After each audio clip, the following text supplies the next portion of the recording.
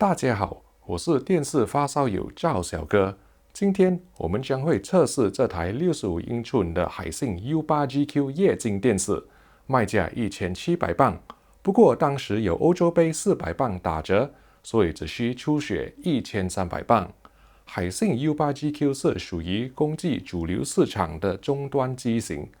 此时我需要警告各位观众，虽然这台 U8GQ 跟美国的 U8G 名字相像，实际上的画质水平有不小的差距，那就让我们继续测试吧。The Hisense U8GQ uses an ADS LCD panel, and this is basically a variant of IPS, which is well known for their wider viewing angles than VA panels, but also suffer from lower contrast. And indeed, on a 4x4 ANSI checkerboard test pattern, once we set peak white to 120 candelas per square meter, black level measured 0.11 candelas per square meter if we turn local dimming off, which is basically the native contrast of the display, close to 1000 to 1, which is what we would expect for an IPS LCD panel. And in terms of the number of local dimming zones, we used our own custom ordered test pattern containing a small white box crawling horizontally and then vertically against the borders of a black background. And we counted 12 vertical columns and 10 horizontal rows, giving us a total of 120 local dimming zones. And Hisense has provided a few local dimming settings here, but between off and low, you can see that if we turn local dimming off, just how gray the blacks became, and you can barely see anything in terms of the shadow detail because they are so compressed. So I think engaging local dimming on the low setting is at least necessary to get better picture quality from this ADS LCD panel. But if you go up to medium or high, then you will start crushing a lot of shadow detail. So I think for the best balance between shadow detail and also blacks, then I think the local dimming low setting, which is the default by the way in the most accurate picture presets, is the correct way forward. But when we started playing this challenging scene from Gravity where Sandra Bullock is tumbling through space, you can definitely see some backlight fluctuations here and there, which is both a limitation of the ADS panel, which means that the local dimming has to work harder, and also the limited number of local dimming zones. And if we look at this campfire scene from the Revenant, again you can see the gray, in fact bluish blacks actually creeping into the picture because at such low levels the internal LUT cannot compensate for the inherently blue LEDs that these LED LCDs mostly use. And you can again see some blooming, but what concerns me is how compressed the shadow detail are, because the black floor is so elevated on an IPS or ADS panel. The shadow detail are being compressed, and it is very difficult to make them out. And I think this will affect most dark scenes as well. So let's say if there is a low APL scene which is predominantly dark, then it will suffer from this problem on the Hisense U8GQ.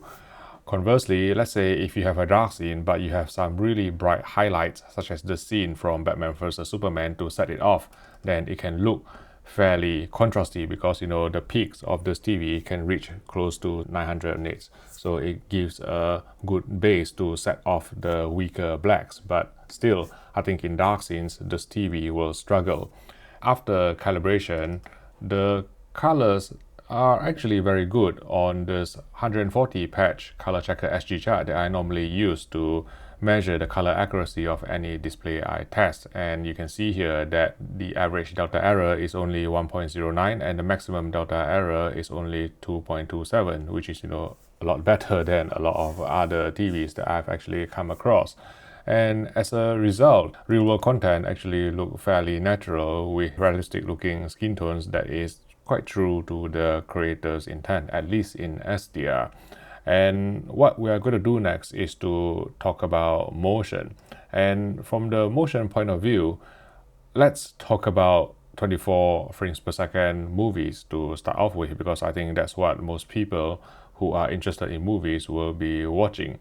And I think the ultra smooth motion interpolation algorithm on this Hisense U8GQ is problematic. I think it is quite problematic because, there is no way that I could actually get native 24p reproduction on the set. So let's say if I actually turn it off, I can see some telecenic judder, but if I actually set ultra smooth motion to film, which is in theory the correct way to set it, you can see that it is still applying soap opera effect to this movie. And sometimes even when I turn ultra smooth motion off, the soap opera effect still persisted, so I don't know really what's going on here. I mean, when I look at Skyfall, sometimes it looks good, with no telecenic judder, and sometimes there will be some soap opera effect that creeps in, and sometimes there will be quite obvious judder, and I can't really dial in the motion on the set.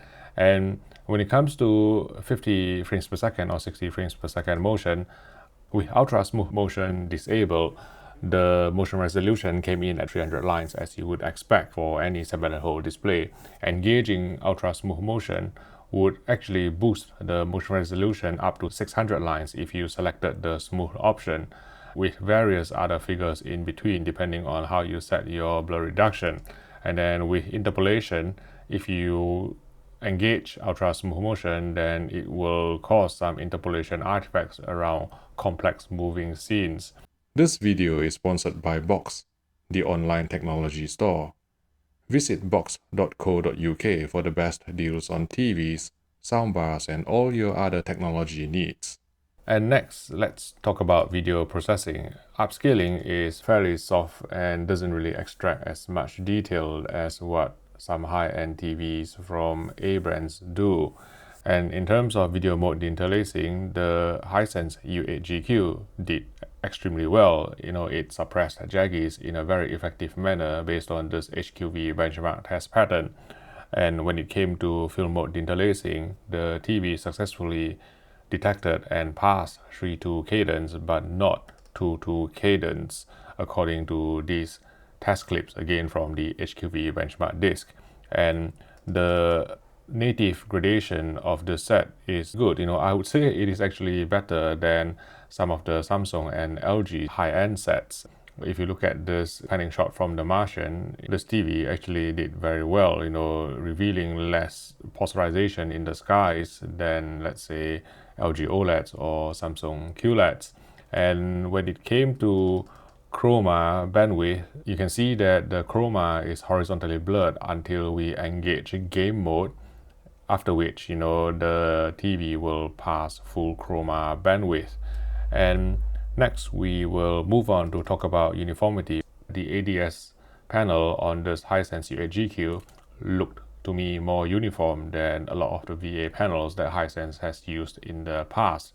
So the dirty screen effect is kept to a very minimal level, and there's only some mild vignetting in the corners as we cycle through full field gray slides.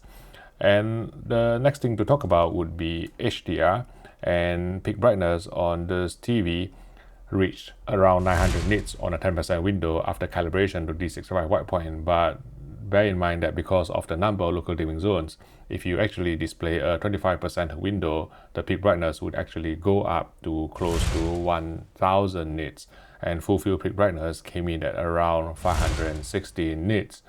In terms of DCI P3 color gamut coverage, the figure is 96% again after calibration, while Recti 220 is 73%, and this is underpinned by a spectral power distribution that shows the use of quantum dot technology. If you can look at the beautifully distinct red, green, and blue waveforms here. And in terms of the EOTF tracking, you can see that it is too dark throughout, especially in the darker tones. And if we look at a bright scene, this TV is fairly impressive because of its relatively high peak brightness and also the lack of ABL or automatic brightness limiter. And unfortunately, this TV doesn't adapt its tone curve to MaxCL metadata, so some speckle highlights in 4000 nit content will be slightly blown out. And this TV also supports Dolby Vision, and I think with the Dolby Vision dynamic metadata, it allows this TV to perform better than just HDR10 because of better retention of specular highlight detail and also better backlight control that is helped by the Dolby Vision technology. After this, we will move on to talk about gaming.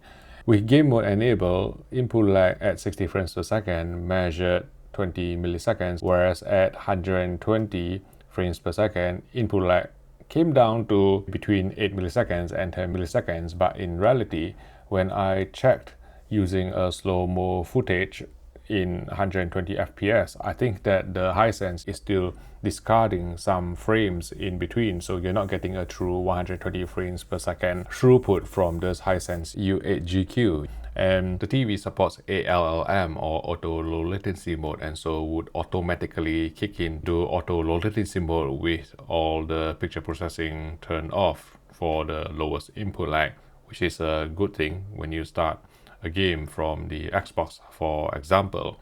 And if you check the 4K TV details from the Xbox, you can also see that this TV will support Dolby Vision gaming up to 4K 60Hz.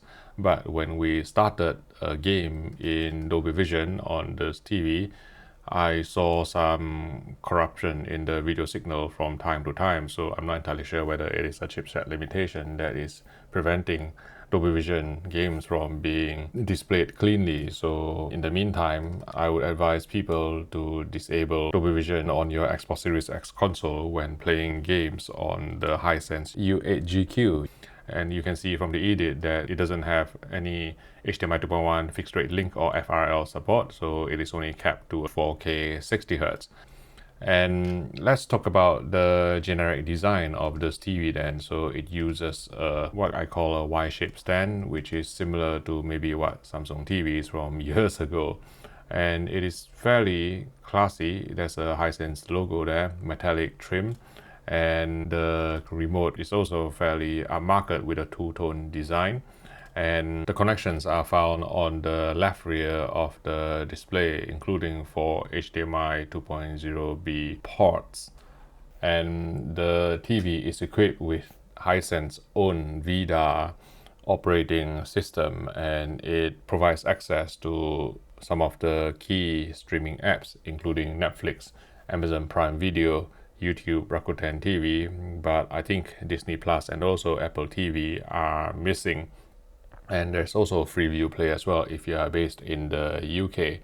And in terms of the sound quality, overall I thought that the sound quality was very decent, above average in fact, for a television. So well done to Hisense for that. And it also supports Dolby Atmos. 总结来说，跟去年的 U8QF 相比，这台海信 U8GQ 画质不进反退，主因为 ADS 面板导致黑度发灰，分质亮度下降，分布控光区数量也稍微减少，反而卖价更高，让人难以接受。放眼美国产品，海信 U8G 参数更加优秀，使用 VA 液晶面板，而且又提供 HDMI 2.1 接口，只可惜在欧洲没有售卖。那我们在英国、在欧洲有什么选择呢？价钱方面，海信 U8GQ 的最强对手应该是三星的 Q80A 或者是索尼的 X90J。三星 Q80A 似乎也是采用 ADS 面板，而 X90J 虽然我还没有测试，其 VA 面板、HDMI 2.1 接口和索尼驰名的调画技术，都是我认为值得花多一点钱来享受更佳的画质。若想要观看我们其他电视测试视频，请点击这里。我们下期再见。